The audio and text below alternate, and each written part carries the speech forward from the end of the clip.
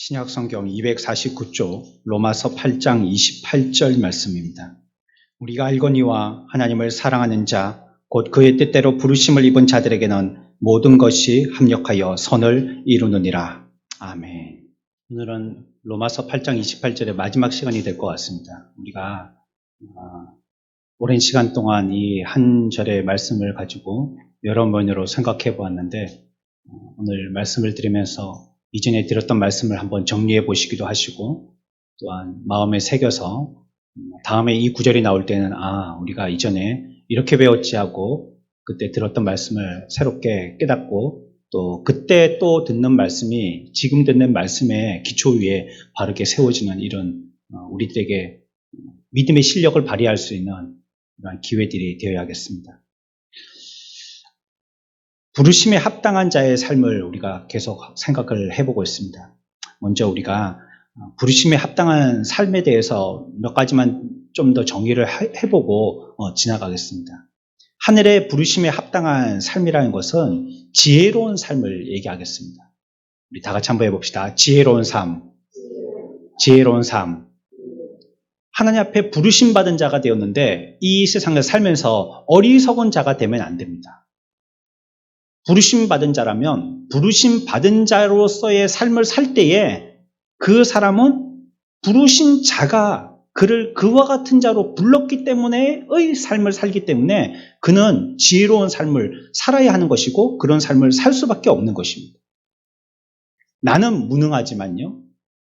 나는 부족하지만 나에게 시키시고 또 나를 부르신 자가 능력이 있으시다면 우리가 그 일을 행할 때 우리도 그와 같은 무능력자가 능력자가 되는 거예요. 실력 없는 자가 실력자가 되는 것입니다. 지혜 없는 자가 지혜자가 되는 것입니다. 예수 믿으면요, 공부를 몇 점 맞았냐 이게 아니고요, 똑똑한 사람이 됩니다. 똑똑한 사람이 됩니다. 연세가 지극하시고 이전에 여러 가지 이유 때문에라도 수학하지 못하신 분이라 할지라도 그래도 예수를 제대로 믿고 잘 믿으면요, 벌써 무엇을 보는 시각이 제대로 되기 시작합니다. 바로 돼요. 그리고 바로 판단하게 됩니다. 뭐가 잘 됐고 뭐가 잘못됐고. 이제 젊은 청년들 파랗게 이제 열심히 공부한다고 캠퍼스에서 이만한 책 안고 다니면서 공부하는 그런 학생들이 학교에서 배우지 못한 놀라운 지혜를 성경을 통해서 오랫동안 기도하고 깨닫다 보니까 똑똑한 할머니가 됩니다. 똑똑한 현명한 할아버지가 됩니다. 백발은 영화의 면류관이다. 성경은 얘기하고 있습니다. 그래서 부르심 받은 자들은요, 지혜로운 자들이 됩니다. 부르심 받은 자로서의 합당한 삶 또한 지혜로운 삶이어야 하는 것입니다. 지혜로운 삶이라는 것은 이 세 가지의 의미들을 포함하고 있는 것입니다. 먼저는요, 신중하게 행동하는 걸 얘기하는 겁니다. 전도서 2장 14절 말씀입니다. 같이 읽습니다.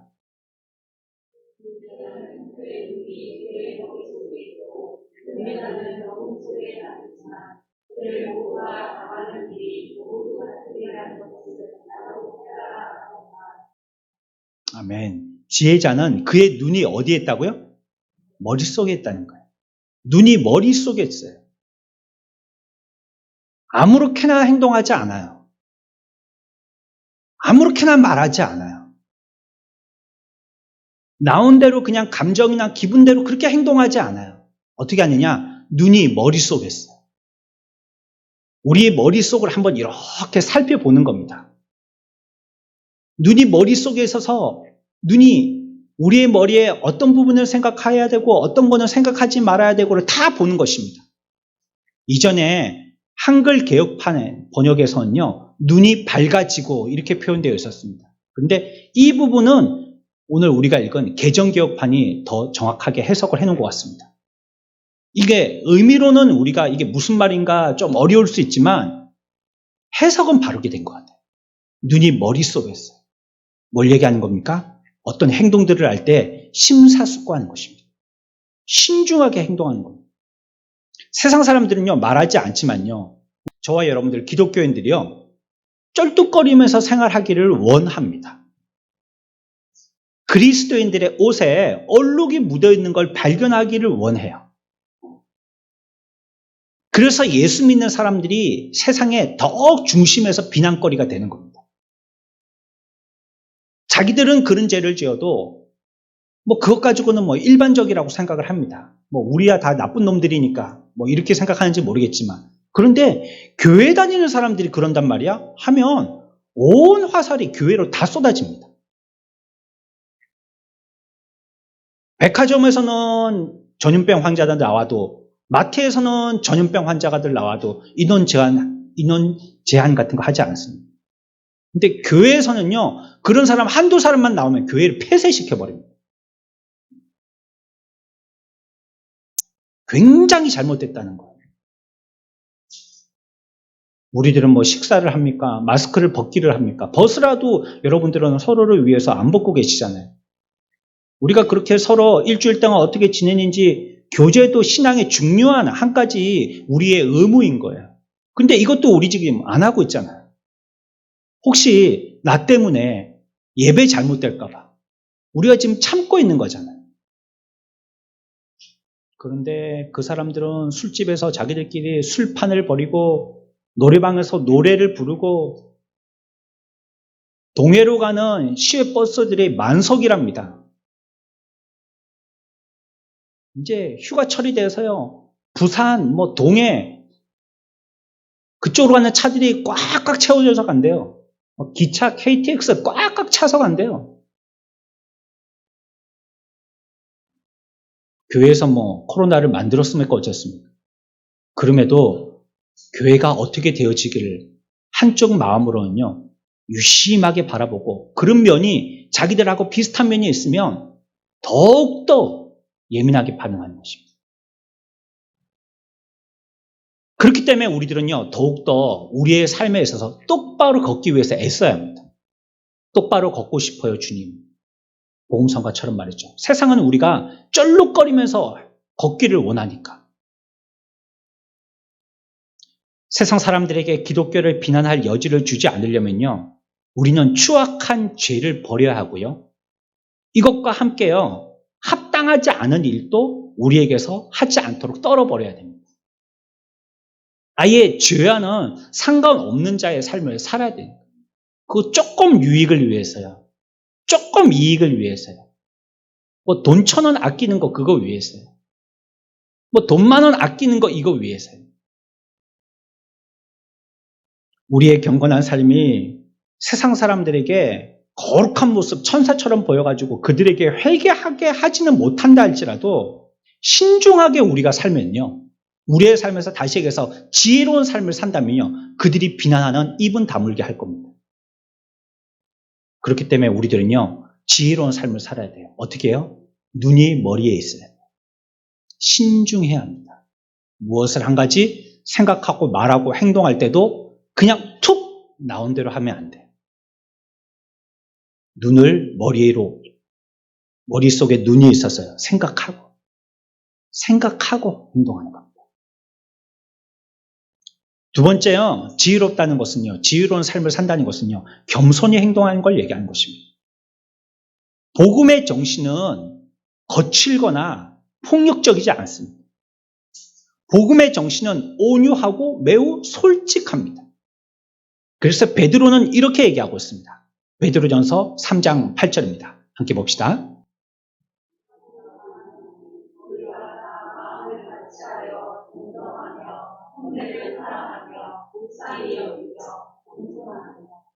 아멘. 너희가 다 마음을 같이 하여서요, 서로 긍휼히 여기라는 거예요. 동정한다 이렇게 표현하셨네요. 체휼한다 이렇게 기록되어 있습니다. 체휼하며 또 다른 사람을 불쌍히 여기고, 또 나는 어떤 삶을 살아요? 겸손한 자로 산다는 것입니다. 이게 복음의 정신입니다. 막 어깨에다 힘을 빡 주고 막 머리 깍두기 아저씨처럼 머리 딱 깎고 그래갖고 막 큰 소리 치고 사람들 앞에서 막 휘어잡고 그리고 자기가 막 자기 잘한 걸 자랑하고, 이거는 복음의 정신하고 좀 먼 겁니다. 누가 나 좀 안 알아주나? 나를 좀 알아줘야 될 텐데, 야, 어떤 자리가 좀 높이 받을 수 있는 자리고 어떤 사람들이 좀 나를 좀 알아줄 수 있는 그 자리에 앉는 것인가? 이거는 복음의 정신과는 멀리 떨어져 있는 겁니다. 거만한 행동을 일삼지 않도록 주의해야 합니다. 어떤 사람이 돼야 되느냐? 쉽게 얘기하면 새 가족들이 보았을 때요. 가까이 가서 교제하고 싶은 사람이 돼야 돼요. 첫 주는 잘 모르겠죠. 한 달쯤 신앙생활 하다 보면 이 교회 교인들이 대충 눈에 들어옵니다. 저 사람은 좀 내가 피하고 싶다. 저 사람은 참 좋은 사람 같네. 그 사람을 좀 만나고 싶다. 이런 사람이 벌써 이제 신앙생활 한 지 얼마 안 된 사람 눈에 보이기 시작하는 겁니다. 어떤 사람이 제대로 예수 믿은 사람이냐? 사람들이 다가오려고 하는 사람. 내가 가만히 있어도 사람들이 다가오는 사람이죠. 나한테 말을 걸기 편하게 하는 사람.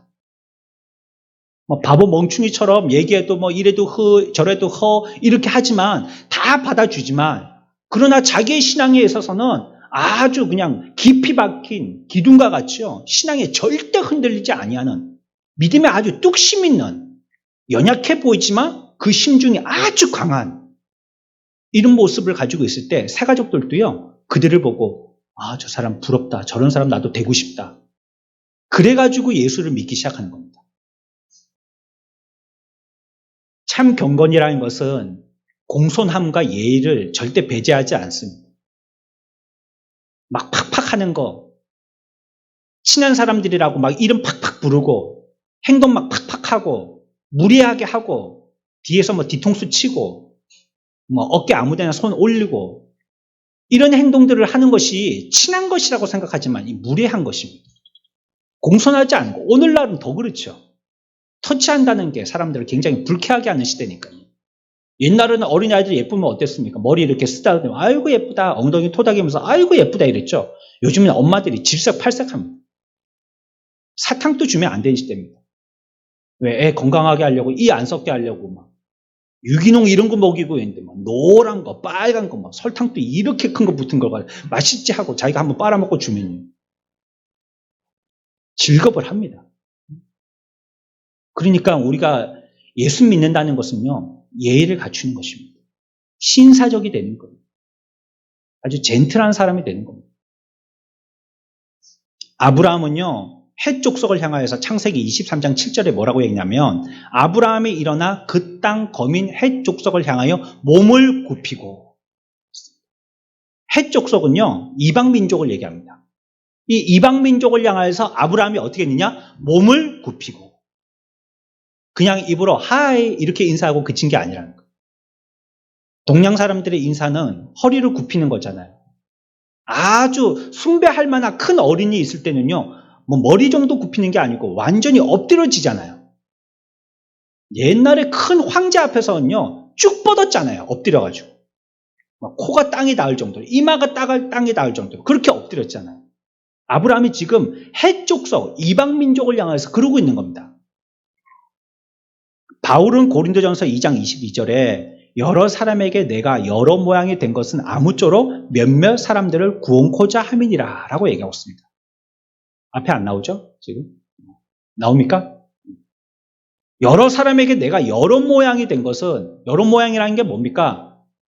어떤 사람에게는 바보처럼 어떤 사람에게는 연약한 사람처럼 어떤 사람에게는 말주변이 없는 사람처럼 어떤 사람에게는 실력 없는 사람처럼 어떤 사람에게 돈 없는 사람처럼 어떤 사람은 아무것도 모르는 사람처럼 이렇게 여러 모양으로 약해진다. 자기 스스로를. 강함을 드러내지 않고 약하게 자기의 모습을 여러 사람들의 여러 모양으로 갖추는 거예요. 왜냐고요?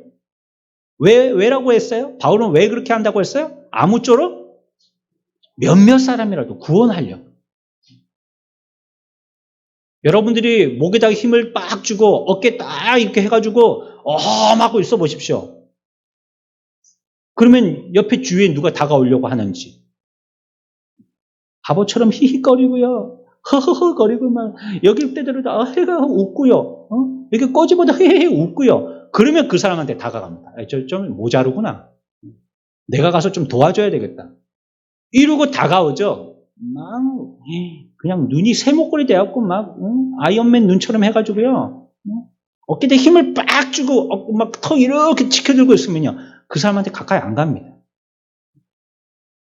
좀 한 2% 부족한 사람처럼, 내가 가서 좀 도와줘야 되는 사람처럼, 어떻게 부축해줘야 되는 사람처럼 이래야지 사람들이 다가오는 거예요. 이 바울이요, 자기는 건강한 사람임에도 불구하고 어떻게 해서라도 한두 사람이라도 구원하려고 내가 여러 모양으로 나타난다는 거예요. 이게 뭡니까? 사람들 앞에서 겸손함을 보여주는 거예요. 그 사람들 앞에서요, 그들을 통하여서 구원받게 하려고요, 지혜로운 자의 삶을 살고 있는 것입니다. 작은 문제에 대해서 그렇게 사람들에게 기꺼이 다 양보했습니다. 바울은. 큰 거 아니면 말이죠. 그거 뭘 해도 어떻게 하든지 그거 그냥 내비뒀어요. 왜냐하면 괜히 그거 갖고 마찰해가지고 그 사람들의 구원에 탈이 나면 안 되니까 말이죠. 우리들은 그 사람들의 구원이 어떻게 되는지 그걸 생각해야 돼요. 내 일이 어떻게 되는지 그거 말고 말이죠. 지금 내가 맡은 일 아주 멋지게 잘하고 싶더라도요, 이것과 연관되어진 사람들이 그 일로 통하여서 상처를 받는다면 그 일을 스톱해야 됩니다. 안 해야 됩니다. 자기 이름 한번 내보겠다고, 내가 뭐 할 때 내가 뭘 했다고, 이거 한번 해보려고 사람들이 다치든지 어쩌든지 나는 일방통행이고 그러면 안 됩니다. 바울은요, 웬만한 건 다 포기한 거예요. 그러나 구원과 그들의 구원을 위하여서 전도되어진 이 일을 두고는요, 물불을 가리지 않은 사람이 바울입니다. 구원으로 인도할 생각으로 늘 사람들에 대해서 겸손하게 예의 범절을 잘 갖춘 것입니다. 그래서 지혜로운 삶이라는 것은 두 번째로 뭐냐면 겸손한 겁니다. 겸손한 자의 삶을 사는 것입니다. 첫 번째는 어떤 삶이라고요? 신중하게 하는 겁니다. 머리에 눈이 있어야 된다고. 신중하게 행동하는 거고요. 두 번째는 겸손한 겁니다. 세 번째는요, 고결하게 행동하는 겁니다. 고결이란 말은 사전에 보니까 성품이 고상하고 순결함 이렇게 되어 있었습니다. 성품이 고상하고 순결함, 그게 고결입니다. 무슨 말이냐면요, 우리가 겸손해야 되지만 비굴해서는 안 된다는 거예요. 그리스도인들일지라도 말이죠. 그리스도인인데 그 사람들과 교제하는데 정력을 위해서 살아가는 사람들과 교제하는 것은요, 우리의 순결함을 더럽히게 됩니다. 그리스도인이라 할지라도 그 사람이 정력을 위주하여서 산다면 그 사람과의 교제는 좀 벌어뜨려야 됩니다. 왜? 자기가 교제하다가 그 신앙에 물이 들게 돼 있어요. 나는 절대 안 그래요. 안 그렇습니다. 이슬비에 밖에 나가 있으면요, 자기도 모르는 사이에 옷이 다 젖습니다. 화장실에 오래 앉아 있으면요, 자기도 모르는 사이에 구린내가 다 배입니다. 자기가 배이고 싶어서 배인 게 아닙니다. 거기 있다 보니까 그렇게 되는 것입니다. 나중에는 어떻게 되느냐? 유유상종됩니다. 그러니 그 사람들이 혹시나 그리스도인이, 그렇지 않아야 될 테지만, 혹시나 그리스도인이지만 그 사람이 정력을 위주한 삶을 산다면 그 사람과 교제를 멀리하는 게 좋습니다. 그 사람이 늘 얘기하는 게 돈 얘기고, 그 사람이 늘 얘기하는 게 다른 사람을 험담하는 얘기고, 그 사람은 교회에 뭔가 실수하고 잘못된 거 그것만 꼬집고, 이단들이 그렇게 하잖아요, 이단들. 어떤 집사가 어땠다, 어떤 권사가 어땠다, 어떤 장로가 어땠다, 목사가 어땠다, 이거 계속 후벼 파고 잘못된 것만 꼬집고, 그 삶이 지금 그리스도로 피 묻은 성품의 올바른 삶이 되지 못한 겁니다. 뭔가 지금 이 사람이 어른은 어른이에요. 신앙적으로 어른처럼 보이지만 아이예요, 아직까지. 고결하지 못한 거죠. 그렇게 사는 것은요, 여러분들의 순결을 더럽히는 겁니다. 여러분들의 깨끗한 옷이 진흙탕 물이 드는 것입니다. 그래서 우리들은 고결하려야 하니까 앞에서 얘기하신 것에 대해서 여러분들이 아주 오른쪽으로 너무 지나가다 보니까 그냥 뭐든지 예의해야 되는 것만을 알고 있지만, 그러나 죄에 대해서는 단호해야 합니다. 죄에 대해서. 그런 사람이 있어야지 그런 죄악된 정욕의 사람이 정신을 차릴 거 아니에요. 다 허허하고 예예하고 호호하고 이렇게 하니까 그렇지만 이것이 구원을 유익을 위해서 그러는데, 그러나 그 사람이 계속 정욕적으로 하고 세상적으로 하고 신앙 없는 얘기를 하고 하는데도 호호하고 허허하면 나중에는 오해합니다. 내가 잘하는 줄 알고. 그와 같은 죄의 성질이 나타나는 부분에 대해서는 단호해야 하는 거예요. 어떨 때는 뭐 전화도 안 받고 말도 안 하고 그러면 집에 가서 생각하겠죠. 저 사람은 왜 저러나.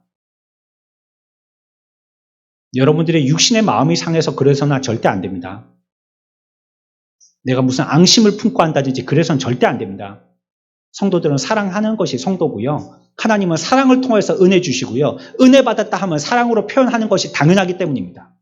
그러나 그 사람이 정욕적일 때 그렇다는 겁니다. 정욕적일 때. 그 구분을 잘 지으셔야 됩니다. 우리들은 망치로 아무렇게나 두드리면 아무 모양이나 만들어지는 그런 아주 연약한 그런 쇠붙이나 아니면 그런 어떤 질그릇이나 아니면 그런 찰흙 같은 존재가 되어서는 안 돼요. 용기 있는 성도는요, 양심에 어긋나는 일을 하기보다는 아예 고난의 길을 걸어가려고 합니다. 그게 더 편합니다. 내가 이래 굽신굽신 가면서 사느니 내가 감옥에 들어간다 하고 고난을 자처하는 것입니다. 그래서 성경은 우리들에게 뭐라고 얘기하고 있습니다? 지혜로운 삶을 살아야 된다. 지혜로운 삶. 고결한 삶을 살으라는 것입니다. 어떻게? 뱀처럼 어떻게 하고요? 지혜롭게 얘기하죠, 지금? 또 한 가지를 얘기합니다. 어떻게 해요? 비둘기같이 순결하라는 것이에요. 그거 고결을 얘기하는 겁니다. 지혜롭되 바보 멍충이가 되지 말고 순결한 자가 되어라. 우리들에게 말씀하고 있는 겁니다. 지혜로웠다는 것은 우리에게 아주 명확한 것, 의지를 얘기하는 것입니다. 또 정확한 것을 얘기하는 것입니다. 정리하고 지나갑시다. 부르심 받은 자는 어떤 삶이 돼야 된다고요? 지혜로운 자가 된다. 다 같이 해봅시다. 지혜로운 자. 지혜로운 자. 어떤 자가 지혜로운 자라고요? 부르심 받은 자. 하나님 앞에 부름 받은 자는요, 다 지혜로운 자가 돼야 됩니다. 여러분들 이 제목을 가지고 기도하십시오. 지혜롭다는 것은 무엇을 얘기한다고요? 첫 번째는요, 신중한 거예요. 신중하게 행동하는 거예요. 두 번째는요, 겸손하게 행동하는 겁니다. 세 번째는요, 고결하게 행동하는 겁니다. 그래서 뱀처럼 지혜롭고 비둘기같이 순결하라 말씀하는 겁니다. 이것이 부르심 받은 저와 여러분들에게 요청되어지는 삶입니다. 또 한 가지는요, 부르심에 합당한 삶이라는 것은요, 영향력 있는 삶을 살아야 됩니다. 다른 말로 한다면 다른 사람들에게 선을 행하는 자의 삶을 살아야 됩니다. 물론 우리가 원자력 과학자가 아니고요, 수소 과학자가 아니고요, 그런 자들이 아닙니다. 그거 어떻게 어떤 원리로 움직여진지 우리 잘 몰라요. 하지만 내가요, 그렇게 어떤 세상적인 탁월한 지식을 갖고 있지 않더라도요, 다른 사람들에게 파워 있는 영향력을 끼칠 수 있는 사람이 될 수 있는데요, 그 사람이 어떻게 되느냐? 선을 행하는 사람입니다. 그리스도인인데 선을 행하는 자가 되어지면 파워 있는 자가 되어집니다. 능력 있는 자가 되어집니다. 처음에는 그 사람을 따돌리고 무시하고 손가락질하고 욕했던 사람들이요, 나중에는 그 사람들 주변에 모이게 됩니다. 묻습니다. 그 행동을 그렇게 놀리면서 했던 그 행동을 지금 또 믿음을 가지고 행동하고 있을 때 주변에서 놀렸던 사람들이 쫓아와서 그 행동을 따라하게 됩니다. 그리고 그 행동으로 인한 이익을, 자기도 좀 유익을 보고자 부탁을 하는 사람이 돼요. 하나님 놀랍게 변화시키죠. 그러니까 진리를 쥐고 있는 사람은요, 절대 지지 않습니다. 그 사람이 약해 보이고 어린아이와 여자 같아 보인다 할지라도 진리를 쥐고 있는 사람은요, 절대 지지 않습니다. 담대할 수 있어요. 왜냐하면 결국 진리가 승리하기 때문에. 그와 같이 우리들에게도 이와 같이 선한 영향력, 선을 행하는 자, 누군가에게 무엇을 자꾸 귀한 것을 주려고 하는 이런 사람이 되어진다면요, 사람들이 그 사람에게 영향을 받습니다. 하다못해 세상에서도요, 뇌물을 주면요, 뇌물 받잖아요? 그러면 뇌물 준 자에게 굴복이 되는 겁니다. 받게 되면 무엇인가 영향을 끼치게 돼 있어요. 준 자에게는 뭔가 영향을 끼치게 돼 있는 겁니다. 그러니까 말이에요, 밥 한 그릇 사라 해갖고 밥 한 그릇 사서 먹잖아요. 먹은 사람은 뭔가 사준 사람에게 영향을 받게 되는 거예요. 최소한 가서 밥 먹는 동안 하는 얘기라도 들어줘야 되는 거예요. 7,000원짜리 사주고 한 3시간 동안 얘기하면 들어줘야 되는 거예요. 이 영향을 받게 되는 겁니다. 그래서 지혜로운 삶이라는 것은 선한 영향력을 끼치는 사람입니다. 히브리서 13장 16절 말씀입니다. 같이 봅시다.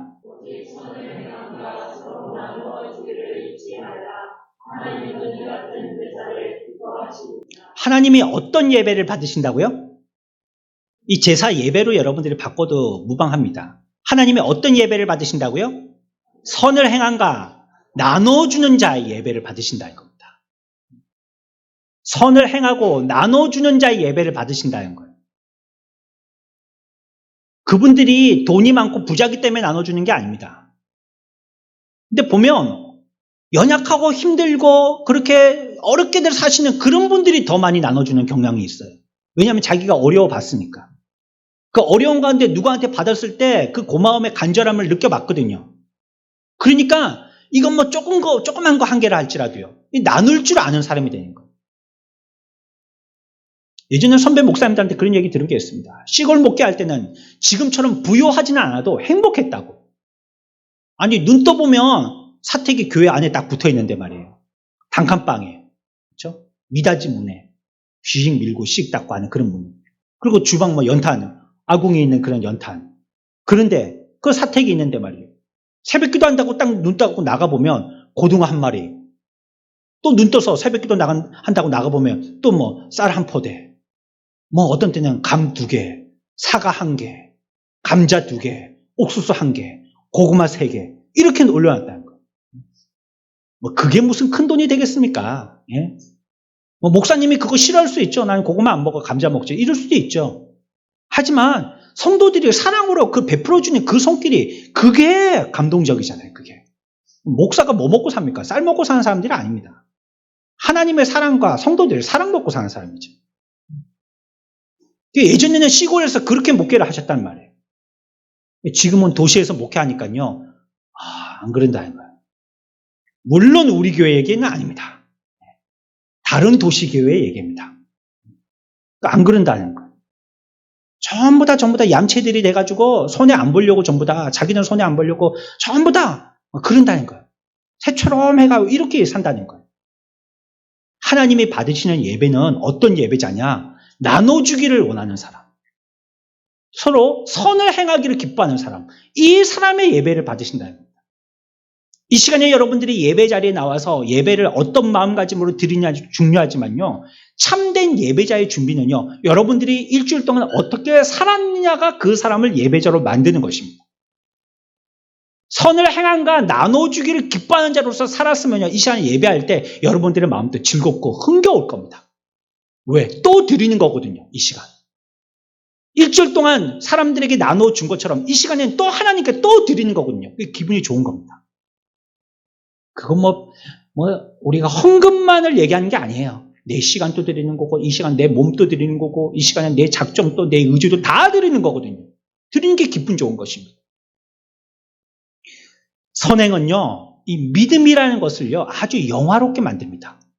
우리의 선행을 통하여서 믿음이 더욱 멋지게 되는 거예요. 마리아가 어땠습니까? 그리스도께 향유를 부었죠.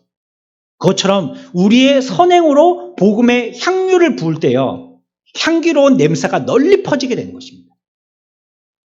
예수 믿으라고 얘기하는데, 우리 옆집 사람이 예수 믿으라고 얘기하는데, 어디 1년 가도 양발 한쪽도 나눠주질 않아요. 길거리에서 예수 믿으라고 전도지 받는 거나 뭐가 달라요? 그런 사람들도 물론 하나님이 구원받게 하시면은 교회 나올 수 있지만요, 기회가 그렇게 자주 오지는 않을 것 같아요. 나눠줘야죠, 뭘. 내가 손해를 뭘 봐야죠. 어떤 분은 그렇게 말씀하시대요. 전도 한번 하려고 그 사람 어디 구제 집에 가서 옷 살 때 따라가고, 슈퍼마켓 갈 때 따라가고, 할 때 따라가고. 아니, 한여름에 더워 죽겠는데 뭐 그렇게 따라다녀요. 그 사람 구원시키려고 그러는 겁니다. 내 시간도 할애하고, 내 돈도 좀 어디 가서 밥도 내가 한번 좀 사고, 커피도 내가 한 잔 사고, 그걸 자꾸 하다 보니까 그 사람이 나한테 끌리게 되는 거죠. 선행은요, 구원의 근거가 아니라 구원의 증거입니다. 여러분들이 선행을 행함을 통하여서 구원받았다는 것을 사람들에게 보여주는 것입니다. 그러나 여러분들이 착한 일 한다고 구원받는 건 아닙니다. 하나님은 우리들에게 풍성한 은혜를 베푸셨죠. 그렇다면 우리 또한 다른 사람들에게 풍성한 은혜를 베풀어야 되는 것이 당연한 것입니다. 어떻게 1만 달란트를 탕감받았는데 100데나리온 요거를 안 갚아준단 말이에요. 성도들은 이 악한 시대에 살고 있지만 저와 여러분들에게 신분에 걸맞는 삶을 살아야 됩니다. 우리는 세상 사람들과 똑같이 살면 안 돼요. 겉만 양복 입고 있지 속이 부패할 대로 부패해 있는 세상 사람들을 닮아서는 안 돼요. 우리들도 겉만 번지르한 예쁜 옷도 입고 있고 뭐 양복 입고 멋진 양복 입고 뭐 멋진 넥타이 차고 우리들도 속은 세상 사람들처럼 부패해 있고 그러면 안 돼요. 옷은 좀 낡았어도요. 우리는 뭐 백화점 가서 못 사 입고 구제집에 가서 뭐 3,000원짜리 5,000원짜리 사 입어도요. 우리들은요 하나님의 자녀로서의 탁월함이 우리 가운데 있어야 되는 거예요. 그 사람의 아름다운 빛은 어디서 나오냐? 안에서 나오는 겁니다. 안에서. 원래 빛이 없는 사람이 밖에 빛을 더 쏘이려고 하는 겁니다. 그래서 젊은 사람들은 화장 안 해도 환하고 예쁘잖아요. 뭐 어떤 화장을 썼는 게 아니에요. 젊음이 화장이에요. 예뻐요. 그냥 멀리 펴놔도 예뻐요. 근데 나이가 들면요. 반짝이를 입게 되고 반짝. 왜 빛이 없거든요. 밖에 빛이라도 비춰야 되는 겁니다. 그 막 얼굴 색칠해야 되는 겁니다. 안 그러면 생기가 없다니까요. 입에다가 뭐 쥐잡은 먹은 것처럼 입 빨갛게 좀 칠해야 되는 겁니다. 우리 그리스도인으로서의 고귀한 성품의 아름다움은요, 속에서 나오는 겁니다. 우리 속에서 그 빛이 풍겨져 나와야 되는 거예요. 이제 마지막으로요, 이제 우리가 부르심받은 자로서의 삶을 갖다가 지혜로운 자, 또 어떤 자요? 선한 영향력을 끼치는 자, 두 가지 생각해 보았고요. 이제 오늘은 마지막으로, 오늘이 우리의 살펴볼 말씀은요, 그 뜻대로라는 이 말씀을 잠시 살펴보고 마칠 것입니다. 우리는 앞에서요, 부르심을 받은 자, 하나님을 사랑하는 자, 그리고 합력하여서 선을 이루는 자, 이 모든 말씀을 나누어서 생각해 보았습니다. 근데 그 중간에 그 뜻대로라는 이 말씀을 빼놨기 때문에 이 말씀 한번 짚어보고 넘어가려고 합니다. 그 뜻대로라는 이 말씀은요, 하나님의 뜻으로 말미암아 이런 뜻입니다. 뭐 어렵지는 않죠. 그러니까 부르심의 토대와 기원이 뭐냐 이걸 얘기하는 것입니다. 부르시는 하나님의 부르심의 토대가 뭐냐, 하나님이 어디에서 힘으로 사람들을 부르시는 것이냐 이걸 얘기하는 겁니다. 왜 부르시는 것이냐 이걸 얘기하는 거죠. 에베소 1장 11절의 말씀입니다. 우리 다 함께 보겠습니다.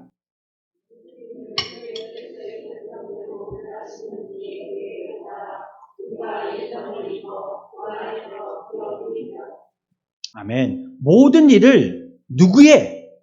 그 마음의 원대로 하나님이 원하시는 대로 말이죠. 어떤 사람을 구원받게 하려고 하시느냐? 하나님이 원하시는 사람이라는 것입니다. 하나님이 원하시는 사람. 또 역사하시는 자의 뜻을 따라, 그분의 뜻을 따라서요. 그분의 원하시는 대로 그분의 뜻에 따라서 구원할 자들을 구원시키신다는 말씀입니다. 하나님이 왜 이렇게 연약한 사람은 구원하지만 어떻게 보면 세상적으로 이렇게 강력한 사람은 구원시키지 않느냐? 그거 이유가 뭐냐고 묻는다면 성경 에베소 1장에서는 뭐라고 대답하죠? 하나님 마음이다라고 얘기합니다. 그것이 바로 오늘 우리가 했던 28절에 있는 그 뜻대로입니다. 하나님의 뜻대로 하나님이 작정하기로 예정하셨다는 거예요. 안셀름이라는 사람은요, 이를 어떻게 번역했냐면 하나님의 선의에 따라서, 하나님의 선한 의도에 따라서 그 뜻대로를 이렇게 번역했어요. 또 16세기 이탈리아 개혁자 피터 마터라는 사람은요, 하나님의 작정에 따라서 이렇게 얘기했습니다. 선한 의지와 하나님의 작정에 따라서. 하나님의 뜻이라는 것은요, 모든 복의 원천입니다. 하나님이 뜻대로 하신 것대로만 된다면 모든 자들이 복을 받습니다. 모든 세상의 복을 받습니다. 모든 것들이 은혜 가운데 있게 됩니다. 그런데 그것이 복과 은혜가 되지 못한 이유는 무엇이냐? 하나님 뜻대로 행하지 않아서 그래요. 그러면 자기 뜻대로 했기 때문이죠. 자기 뜻대로. 자기 마음대로 했기 때문이죠. 이 몸이 자기 건 줄 알고 자기 마음대로 썼기 때문이죠. 그러니까 복이 안 되는 거예요. 하나님이 물질도 주셨어요. 이게 자기 건 줄 아는 거예요. 내 돈이다 싶은 거예요. 자기 마음대로 했어요. 그러니까 그 사람이 복을 못 받아요. 하나님이 시간을 주셨어요. 이게 내 시간이다 싶은 거예요. 자기 마음대로 썼습니다. 그러니까 그 시간을 통해서 얻을 유익을 그 사람은 받지를 못하는 겁니다. 하나님이 그 사람에게 지혜를 주셨어요. 지식을 주셨어요. 똑똑하게 해주셨어요. 하나님이 주신 것이죠. 근데 그거 자기 건 줄 아는 거예요. 이거 내 지식이지. 우리 엄마 아빠 잘 만나가지고 내가 그렇게 능력 있는 사람이 됐지. 오늘날 현대사회를 능력사회라 하는데 능력사회가 공평한 사회가 절대 아닙니다. 예일대학의 법학과 교수가 와서 강의를 한 적이 있습니다. 뭘 강의를 했냐면 옛날에 귀족 있잖아요. 귀족은 불평등한 거 아니에요. 평민들에 비하면. 왜냐하면 귀족은 그 혈통에 따라서 계속 귀족이 되거든요. 우리나라도 옛날에 양반 가문, 쌍놈 가문 그렇게 했듯이.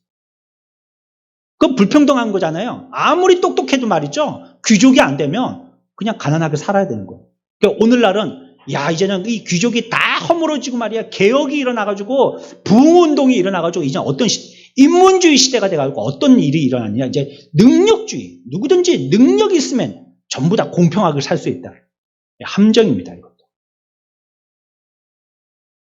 미국에 있는 유수한 대학에요. 부모가 돈 많은 사람들이 그 자녀를 그 유수한 대학에 보낼 확률 50%가 넘는다는 거예요.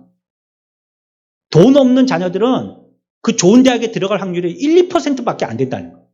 제가 정확하게 그 치수를 기억하지 못하지만 대학도 기억이 잘 안 나지만 말이죠. 그 기사에 나온 적이 있습니다. 그 책에서 그게 나온 적이 있었어요. 그러니까 능력이 공평한 게 아니에요. 왜 부모들이 그렇게 헬리콥터 맘이라고 하면서 아이들을 갖다 그렇게 잡아 돌립니까? 막 어떻게든지 강남에 막 좋은 학군에 가야 된다고 왜 이렇게 합니까? 그 영향력을 주는 겁니다. 그 능력도 어디에서 발휘되어지느냐? 귀족들과 같이 혈통으로 발휘되어지는 거예요. 오늘날 사회가. 물론 그렇지 않은 경우가 있지만 이것이 능력이 과해지면 이것도 불평등해지게 됩니다. 세상에서는요, 사람들이 만들어 놓은 것 치고 그게 은혜가 되어지고 하나님의 법에, 하나님의 질서에 의해서 우리들에게 복이 되어지는 것이 별로 없습니다. 결국은 뭐대로 돼야 되느냐? 하나님이 만드신 하나님의 질서대로 돼야 돼요. 그래야지 그게 복이 되고 그게 공평이 됩니다. 오후에도 우리가 생각해 보겠지만 21문 우리 교리 공부하면서 그거 생각해 보겠지만요. 사람들을 하나님께서 차별하지 않으십니다. 단지 구별하신 거예요, 그냥. 남자가 여자 차별한다고, 여자가 남자 차별한다고. 요즘에 젠더 때문에 얼마나 논쟁이 심합니까? 그냥 남자들은 여자, 무조건 여자 욕하고, 여자들은 무조건 남자 욕하고, 얼마나 심해졌어요, 요즘 사회가. 서로 대적이 되게, 호남은 영남 욕하고, 영남은 호남 욕하고, 북쪽은 남쪽 욕하고, 남쪽은 북쪽 욕하고, 맨날 싸움만 붙인 게 우리나라 정치입니다, 이게. 이 정치를 못하는 겁니다, 지금. 후진 정치입니다, 지금. 그 싸움꾼 앞에 서면 그 사람 따라가게 돼 있거든요. 원래 그렇잖아요. 학교끼리 그냥 패싸움 할 때 짱이 앞에 딱 나가 서 있어야 되는 거거든요. 우리는 지금 이런 정치를 하고 있는 겁니다. 아니, 서로 다 화합해서 잘 살게 만들어야지. 서로 해코지라고 서로 파헤쳐갖고 저놈 잘못했다고. 이런 것만 하고 그 이익을, 반사 이익을 보려고 하니까 이 정치가, 제가 정치를 갖다 많이 배운 사람은 아니지만요. 배운 사람이 아니지만요. 그거 잘못하고 있는 건 저는 알 수는 있겠어요. 하나님의 법에 의해서 따라가야 되는 겁니다. 하나님의 뜻이 가장 현명한 것이고요. 모든 신령한 복의 원천이 바로 하나님 뜻입니다. 그래서 우리가 가장 은혜로운 말이 되는 것이 하나님의 뜻대로 되었다는 것입니다. 오늘 우리가 본문에 보았던 말씀과 같이 합력하여서 선을 이룬다는 것. 합력하여서 선을 이루는데 어떻게 해서 합력하여서 선을 이루느냐? 그냥 무조건 그냥 좋게 해주신다는 것이냐? 아니, 뭐라고요? 그 뜻대로, 하나님의 뜻대로 말이에요. 선을 이루신다는 거예요. 성도의 부르심이든지 의롭다 하심이든지 영화롭게 하심이라든지 이 모든 것이 그분으로부터 비롯되어 온 것입니다. 그분의 뜻에 의해서 비롯되어진 것이에요. 어떤 사람은 부름받고 어떤 사람은 부름받지 못했습니다. 그 이유는 뭡니까? 하나님의 영원하신 뜻에 있는 것입니다. 그분의 뜻에 있는 것이에요. 인간의 구원은 전적으로 하나님의 작정에 달려있는 것입니다. 하나님의 은혜의 일들은 모두 하나님의 기쁘신 뜻으로부터 기인되어진 거예요. 그래서 우리들에게 은혜가 되어지는 것입니다. 하나님께서 우리를 선택하신 것은요, 저와 여러분들이 그만한 자격을 갖추었기 때문이 아닙니다. 뭘 우리가 자격을 갖췄어요? 어떤 자격을 갖췄는데요? 오히려 하나님의 선택이 우리를 그와 같은 자격의 사람으로 존재로 만들어 주시는 겁니다. 내가 자격을 갖췄기 때문이 아니에요. 그런 사람으로 오히려 구원시켜 주셔서 만들어가고 계신 거예요. 바보 멍충 같은 사람도요. 예수 믿어지면요, 똑똑한 사람 됩니다. 현명한 사람 됩니다. 지혜로운 사람 됩니다. 세상에 꼬리가 되지 않습니다. 머리가 됩니다. 다른 사람들이 다 그 사람한테 가서 물어봅니다. 교만한 사람들은 하나님을 믿게 된 것을 마치 자신이 잘해서 교인이 된 것처럼 자랑하고요, 하나님의 은혜를 잊은 채 모든 결정을 자기 마음대로 할 때가 있습니다. 하나님의 은혜를 모르는 사람입니다. 이 사람은. 도적질은 크게 비난하면서도요, 구원은 자기의 힘으로 받은 것처럼요, 하나님께 돌려야 할 영광을요, 자기가 도둑질해버립니다. 그러니까 아무렇지도 않게 생각하는 거예요. 내가 나니까 이만큼 하지, 이렇게 얘기하는 거예요. 그 사람은 하나님의 작정도, 하나님의 뜻도, 하나님의 은혜도 당최 모르는 사람입니다. 우리가 어째 내가 될 수 있다는 말이에요. 내가 어째 내가 될 수 있었다는 말이에요. 하나님의 작정과 은혜가 아니면 안 됐던 겁니다. 전 그런 얘기 들었거든요. 저 나고 나서 바로 출생신고 안 했더라고요. 그 명부에 보면 나오잖아요. 초본인가 때 보면. 바로 안 했다고요. 죽을 줄 알았다는 거예요, 저를. 죽을 줄 알았대요. 그래서 뭐 2,000원짜리 타올인가? 이거 사가지고 그냥 돌돌돌 말하고 버리려고 했대요. 큰일 날 뻔했죠. 여러분들 못 볼 뻔했습니다. 근데 살았습니다. 제가 목사 될 줄 몰랐습니다. 너는 뭐가 돼야 되니까 지금부터 잘 준비해. 예, 그런 것도 중요하죠. 비전을 가지고 애써서 노력하고 기도하는 거 중요합니다. 하지만 하나님께서 예정하시고 작정하시고 하나님의 뜻하신 것이 있습니다. 그것 되게 하시려고 하시는 겁니다. 그러면 우리들은요, 뭐 우리를 불러서 시키신다는데, 내가 주인이 시키신다는데 뭐 다른 말 할 게 있습니다. 주인 시키신데 내가 하겠습니다 하고 그냥 두 손 들고 가는 겁니다. 그냥. 뭘 쓰시든지, 그 하나님 마음에 뭐 걸레를 쓰시든지 행주를 쓰시든지 아니면 뭐 화장실 닦는 솔로 쓰시든지 그 하나님 마음대로 쓰시는 거고요. 나는 그냥 쓰임 받으면 되는 겁니다. 그냥. 구원의 증거는 성도들에게 있지만요, 구원의 기원은 하나님께 있는 겁니다. 하나님의 뜻하신 바대로 되는 것입니다. 구원이 하나님의 뜻에 의한 것이라면요, 자신의 의지를 주장하면 안 됩니다. 하나님이 나를 뜻하셔서 나를 구원시켜 주셨잖아요. 나를 그래서 하나님의 뜻대로 구원받게 해주셔서 은혜 주셨잖아요. 그렇다면 이제 나는요, 하나님에 의해서 구원받았기 때문에 자기의 의지를 자꾸 주장하면 안 돼요. 이제 사람들은 인간이 스스로 회개할 수 있는 힘을 갖고 있다라고 생각합니다. 아닙니다. 사람은 스스로 회개할 수 있는 힘과 능력이 없습니다. 성경은 뭐라고 얘기합니까? 로마서 8장 28절 말씀입니다. 오늘 우리가 읽었던 말씀 다 같이 한번 읽겠습니다. 시작.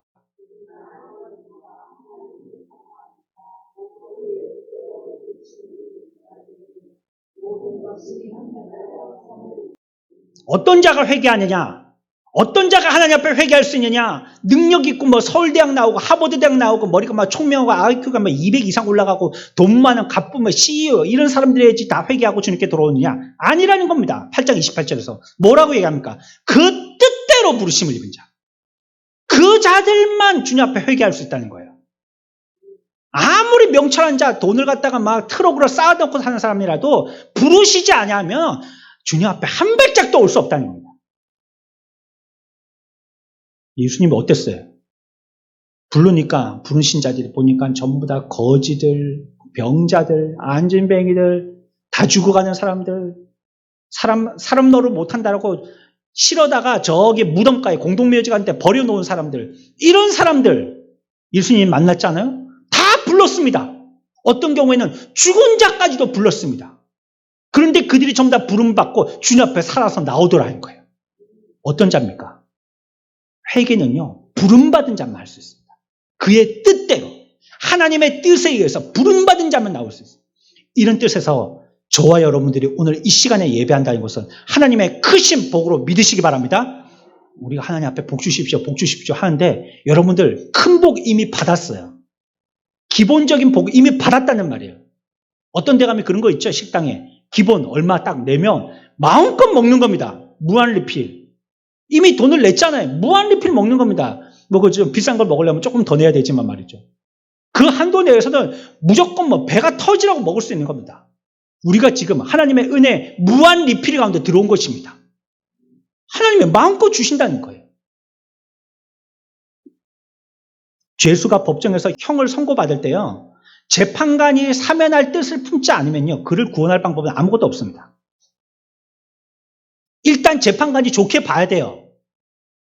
그래야지 뭐 무죄가 되든지 뭐 집행유예가 되든지 그렇게 되는 겁니다. 재판관이 꽝꽝 두드려서 안 돼. 10년 이래버리면 어떻게 방법이 없습니다. 우리의 구원도 하나님의 뜻에 있는 것입니다. 그러니 구원이 하나님의 뜻에 있는 것이기 때문에요. 우리 공로 주장하지 마십시오. 카톨릭 추기경이자 신학자인 벨라르미노라는 사람이 선행이 죄를 속죄하고 영광을 얻는 공로가 될 수 있다라고 가르쳤습니다. 선행이 우리가 선하게 행동하는 것이 우리의 공로가 된다라고 얘기했다는 거예요.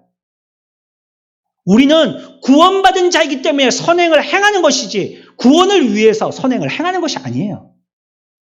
우리가 왜 하나님의 율법을 지킵니까? 우리가 수요일 예배 때도 배웠죠. 여러분 들으셨지 않습니까? 하나님의 왜 십계명 주고 우리에게 왜 율법을 주셨습니까? 뭐 되게 하려고요? 우리에게 복되게 하려고. 그거 뭐 족쇄 수갑처럼 얽어매가지고 넌 꼼짝달싹도 뭐라 그래서 뭐 많은 율법을 우리에게 주시 아니에요. 10가지 계명 우리들에게 뭐 이거 하지 마라 이거 하지 뭐 이렇게 하지 말라는 게 많은지 말이에요. 교회 가면 이것도 하지 마라 저것도 하지 마라 좀 하라는 것 좀 하지. 그 하라는 것은 우리의 인간의 본질의 부패상 저절로 하게 돼 있는 거예요. 하지 말아야 되는 게 더 많은 거예요. 그런데 그런 것들이 다 하나님께서 우리들에게 보게 되도록 하기 위해서 주셨다는 거예요. 우리는 예수 믿은 자가 되어서 하나님 앞에 은혜 입은 자가 되기 때문에 그거는 그냥 사랑과 기쁨으로 하는 것입니다. 그거를 지켜서 구원받은 자가 되게 하려고 십계명 지키는 게 아니에요. 그 은혜에 감사하고 그 은혜를 깨달아서 복인 줄 아니까 그걸 행하는 거예요. 살인 안 하는 게 우리에게 복인 줄 아니까 행하는 겁니다. 부모 섬기는 것이 우리에게 복인 줄 아니까 행하는 겁니다. 그것 때문에 구원받으려고 하는 것이 아니라는 거예요. 디모데후서 1장 9절 말씀입니다. 같이 봅시다. 시작.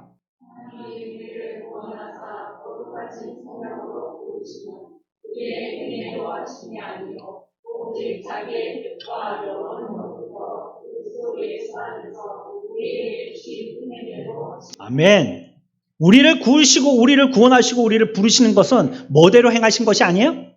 행위대로 행한 건 아니에요. 행위대로 행하면 저와 여러분들은 전부 다 지옥 지금 문고리 잡고 있어야 됩니다. 네?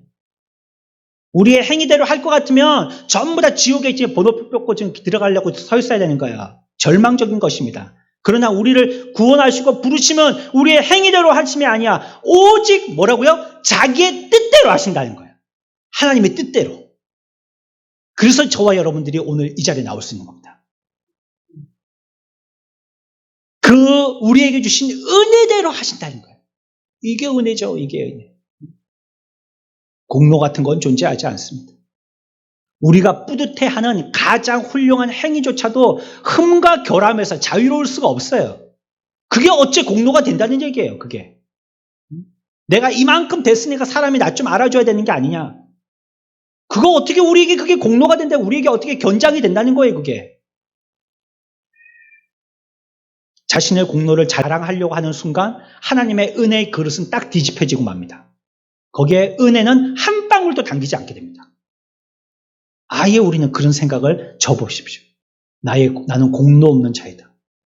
공로 없이 구원받은 자이다.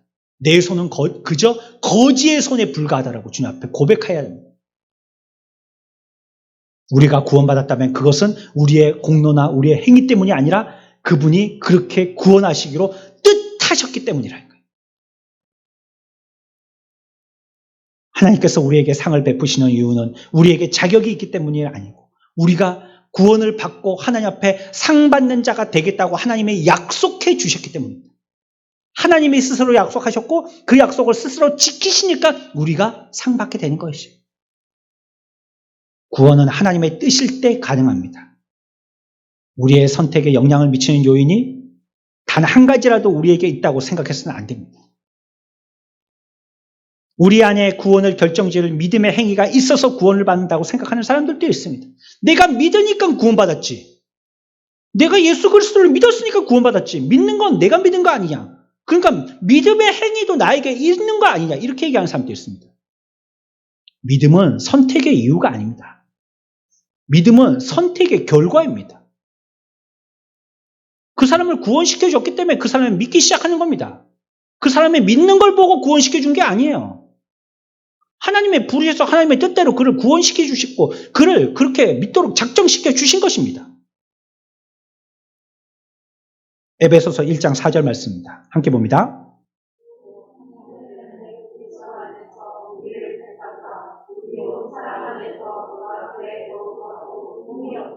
아멘. 여기 순서를 잘 보십시오.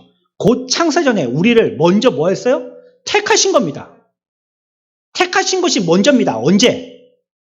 창세 전에. 창세도 아니고 창세 전에, 세상이 만들어지기 전에요. 저와 여러분들이 구원받기로 어떻게 됐다고요? 택해졌다는 거예요, 이미. 그리고요, 우리를 불러서 어떻게 한다고요? 거룩하고 흠이 없게 만드신다는 거예요. 그거는 시간상으로 언제예요? 뒤에요, 뒤에. 먼저 택하고 그 다음에 그와 같은 사람이 되게 하시는 건 뒤에요, 순서가. 우리를 택하신 것은 우리의 거룩함 때문이 아닙니다. 우리를 거룩하기 위해서 택해 주신 것입니다. 우리 안에서 발견할 수 있는 것은요, 오직 부패와 반역뿐이 없습니다. 얼마나 말씀에 반역합니까? 대듭니까? 말씀을 거역합니까? 잘 믿다가도 그냥 마음이 그냥 심중이 틀리면 얼마나 말씀에 그냥 염소처럼 떠봤습니까? 우리 속엔 그런 존재예요, 우리들은. 그런 자들밖에 안 되는 것이에요. 그러므로 우리가 구원을 받았다고 하면 그것은 전적으로 이유와 원인이 어디에 있는 거예요? 하나님께 있는 겁니다. 내가 믿어서 구원받은 게 아니에요. 오늘 성경에서 얘기하는 것처럼 그의 뭐대로요? 뜻대로. 우리가 구원받았다면 그건 절대적으로 그의 뜻대로 구원받은 것입니다. 우리 안에 성화의 과정이 진행되고 있다면 그것은 우리가 선택받았다는 증거입니다. 우리가 고개를 들어서 달을 보지 않더라도요, 강에 이렇게 드리워져 있는 달빛을 봐도요, 하늘에 달이 떠 있는 것을 볼 수 있습니다. 알 수 있습니다. 그처럼 하나님의 비밀한 뜻도요, 하나님이 그를 구원시키시려고 하시는 건지 나를 구원시켜 주신 것인지 하는 하나님의 비밀스러운 뜻도요, 우리의 거룩함의 빛을 통해서 확인해 볼 수가 있는 것입니다. 그래서 우리의 삶 가운데서 이런 삶이 나타나는지 확인해 봐야 합니다. 내가 구원받은 자인지, 하나님이 그 사람을 뜻하신 대로 구원시킨 사람인지, 내가 그와 같은 성화의 삶을 살고 있는지를 확인해. 강에 비추어진 달빛을 보면 알 수 있는 거예요. 그러면 하늘을 향하여 달을 보지 않아도 내가 그 성화의 삶을 살고 있다면 그 사람은 구원받은 사람이에요. 우리의 은혜는 불완전하고 우리의 위로는 밀려나왔습니다. 그래서 우리들은 은혜 있다가도 또 은혜 없는 사람처럼, 또 위로를 받았다가도 또 위로 안 받은 사람처럼 이렇게 반복되는 삶을 살고 있습니다. 하지만 우리들은 분명한 것은 하나님의 견고한 터 위에 있다는 것입니다. 무슨 터냐? 그의 부르심의 터 위에 있다는 겁니다. 절대 그분이 부르신 것을 다시 번복하지 않으십니다. 한 번 부르신 자는 부르심에 굳건하게 서게 되는 것이에요. 자녀가 미흡다고 자녀가 안 되는 게 아닌 것처럼 혹시나 무너질까 두려워할 필요가 없습니다. 그 어떤 인간의 권세도 제 아무리 격렬한 유혹도 성도를 결코 구원의 단단한 반석에서 넘어뜨릴 수 없습니다. 저와 여러분들은 구원받은 자입니다. 어째서? 하나님의 뜻대로 구원받은 자입니다. 이 은혜를 생각하고 감사하면서 우리의 삶을 통해서 부르심받은 자로서의 삶, 앞에서 살펴보았죠? 어떤 자요? 삶? 지혜로운 자. 또요? 어떤 자로서의 삶이라고요? 선한 영향력을 끼치는 자. 우리가 하나님의 뜻대로 부르심받은 자니까요. 우리의 삶 가운데서 부르심받은 자의 삶에 영향력이 끼쳐지는 저와 여러분들의 삶들 되시길 축원합니다.